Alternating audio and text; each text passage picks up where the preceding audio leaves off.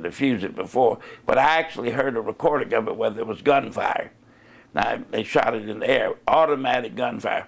They were allowed to march in this town and ride around in pickup trucks with automatic weapons, a violation of every law known. But the chief of police here was a Ku Klux Klan. The former chief of police was a Ku Klux Klan. They were. What year was the Tommy Lee Hines case? I can't remember the exact year. I'd have to go into the historical to do, but it's been a number of years ago. But it was a blight on this community. Those type of incidents are blights on a community. Did you know these Klan members intimately? I knew some of them. Let me tell you, my father was a 32nd degree Mason, and my brother was a Mason. I had a brother that was in Pulaski. And he wanted me to be a Mason. I went to the Masonic Lodge and took the first degree and second degree.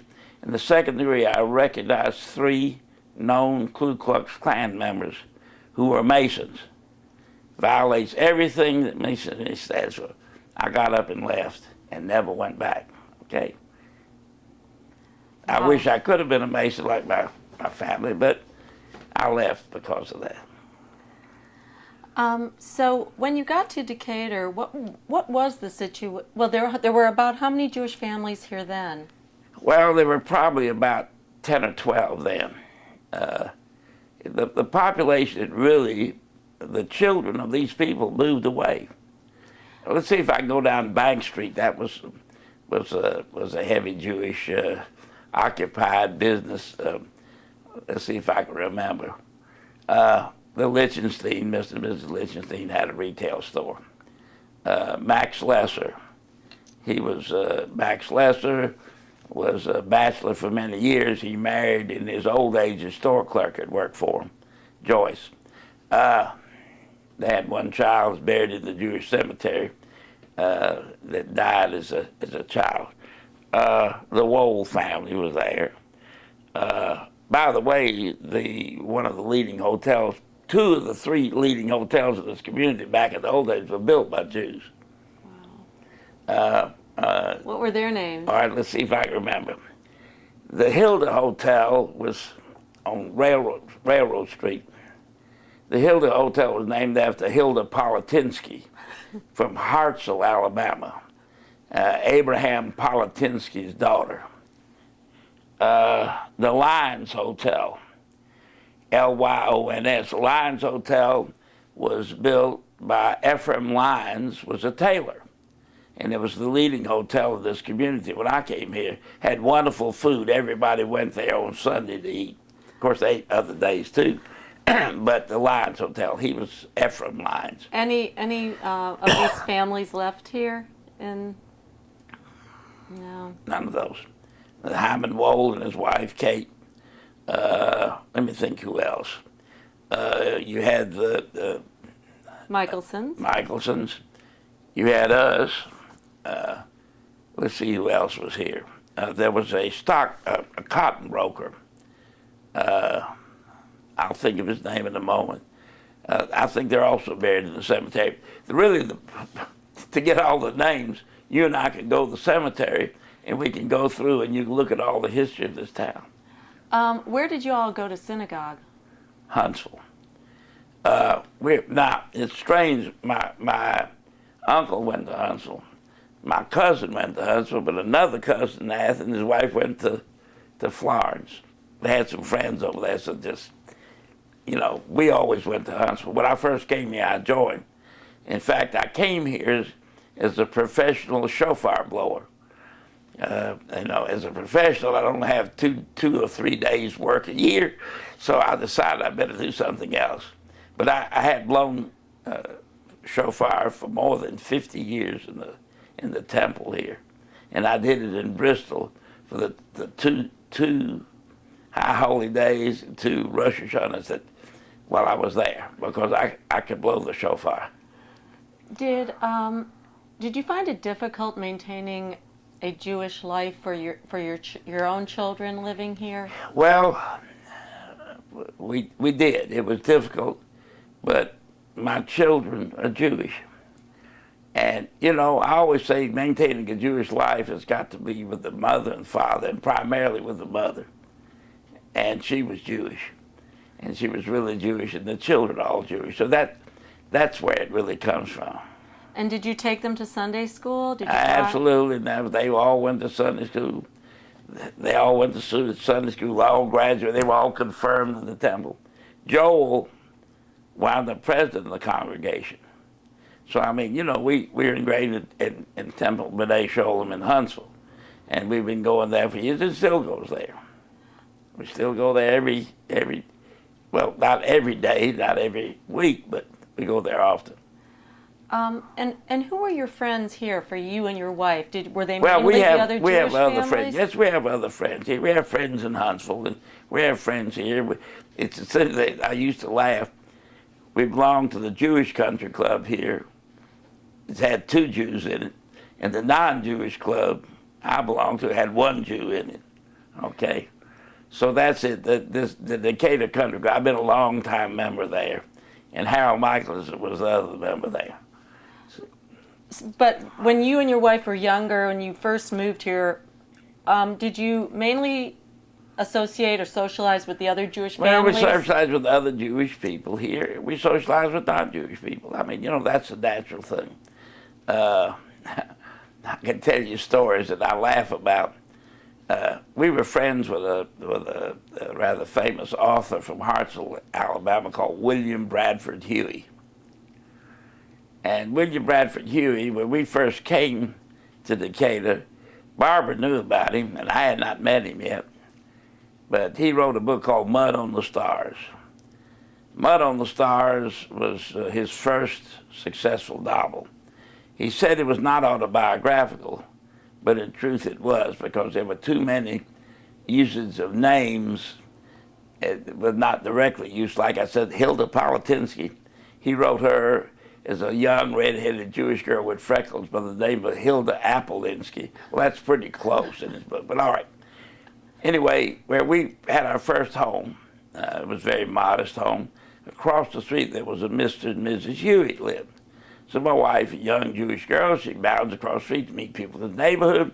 She goes and knocks on the door. Mrs. Hewitt greets her, said, you know, I'm Barbara Denbo. We live right across the street from me.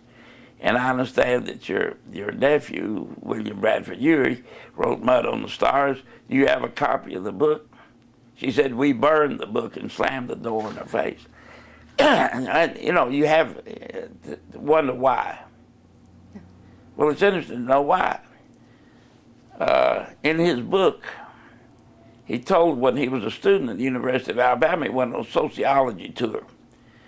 They took him to Bryce Hospital, which was a mental hospital, to show the ravages of syphilis on the brain. So they go in and bring these college students in, and they bring an old man who doesn't know where he is. His brain is like Swiss cheese from syphilis, and he recognized it being his grandfather. Oh my gosh. Well, that was only in the novel, but you know, just the inference. Well, the truth was he did die of syphilis, right? You know, so that's the reason they slammed the door in his face, because in Barbara's face, because it was what it was. Anyway, interesting thing in people in a provincial community. Were race relations like between? You mentioned the Klan, and so I'm assuming that things were not very. They never bothered me. But what was it like for you to witness some of the problems between the Well, it was rather hard. You know, it's horrifying, but you know, at that particular time, I guess the Jewish businessman didn't stand in the forefront to protect him. He was afraid. We would today, you know what I mean, and do, but it was different back then. They never bothered us. They never bothered us at all. I was never bothered. My family never bothered here at all. Were you able to have African American employees during the 40s? Sure. But yet, when I was in Bristol, you might find this, if you talk about in Bristol, I hired an African American, and the rest of the white men came to me and said, if he's going to work here, we'll leave him. What did you do? I had to let him go. It wasn't my business. I was just running. But I had to let him go. How would it be for me, a young man first starting out, to have everybody walk off the job and leave? and stop everything. Wouldn't look nice, was it? Well, my father-in-law was struggling for his life. See? Did you have to follow Jim Crow laws here in your own business? Did you have to have separate drinking fountains, separate bathrooms? Was that No, ma'am. Didn't hold with that at all. That was something that was really in 1950, after World War II, it was beginning to disappear. Now, South Alabama still existed, but here it was beginning to disappear. You know, that they did have separate bathrooms somewhere, some places, but that was beginning to disappear. You know, when people fought in the Army and they did things. By the way, the famous Tuskegee Airmen flew fighter cover for my brother when he was in the 15th Air Force. He was the lead navigator on many missions, and they flew cover for the 15th Air Force. They never lost a bomber while the Tuskegee Airmen flew fighter cover. When they turned back over the Adriatic Sea, then, of course, they had a 50% casualty rate on the B-24 Liberators on the raids of Pulaski oil fields and the Skoda munitions work. But my brother was shot down on his 44th mission, and he parachuted down severely wounded. He was one of 3 survivors of the 10 men on the plane, and he parachuted down and was shot by a civilian while he was parachuting down, just for fun. And he survived all that. He was crippled, his arch of his foot was cut in two, and they were going to cut off his foot, and he could say, "Nicht schneid, don't cut." And a Czech doctor kind of patched him up, and they used crepe paper for bandages at that time of the war. Anyway, he spent about 15 months in German prison, first at Stalag Luft 3, and then on a death march across Germany to Moosburg in the middle of wintertime. It's amazing how people cross paths from that. In the book they wrote about this death march, they said there was one man marching that had a little sled. He don't know where he got the little wooden sled, but he carried his stuff across. He was limping. Well, that was my brother. He didn't know him by name. And what my brother did, traded some cigarettes and a chocolate bar to a kid with a little wooden sled and put his blankets and stuff on it and towed it all the way across Germany in the snow and ice. That's amazing. It is amazing. Survival. What was it like here and for your children during the era, the 50s and early 60s, when the schools were being integrated? Well, I'll tell you where the first, there was another couple here of Holocaust survivors, Julian and Frances Hirschfield. Their daughter Margaret was here in school with the Michelson son, who's now a very fine ophthalmic surgeon. And my oldest daughter, Leslie, they're all 62 years of age. Mark Michelson is a very famed doctor, by the way, who travels all over the world and lectures on corneal transplant. Margaret was here, the daughter of Holocaust survivors, and my daughter. And they had the principal of high school who decided that Rosh Hashanah and Yom Kippur would not be an excused absence. Okay? Well, Julian, being a Holocaust survivor, he came completely emotionally unglued. And there's a lot of story behind why he became unglued. Naturally, being a slave laborer for I.G. Farben, he married someone after his first family had been murdered, his wife and 3 children murdered. And he met Frances, his wife, who later were married in America years later after the Holocaust. But anyway, he came unglued when they say that. So we got together, everybody said they're mad, they're going. I said, leave the principal alone, let me handle it. I went to the head of the school board, city school board, and I sat down with him. I said, I've got a serious problem, it needs to be addressed. I said, you know, we have holidays just as dear to us as Easter, Sunday, or Christmas, and Good Friday. But you have a principal decided it's not going to be an excuse. And it said every student, all 3 of those children, are straight A students. But if you have an unexcused absence, all your grades go to a B. not justice. He said, you're right. I will write a letter now to all the principals of all the schools.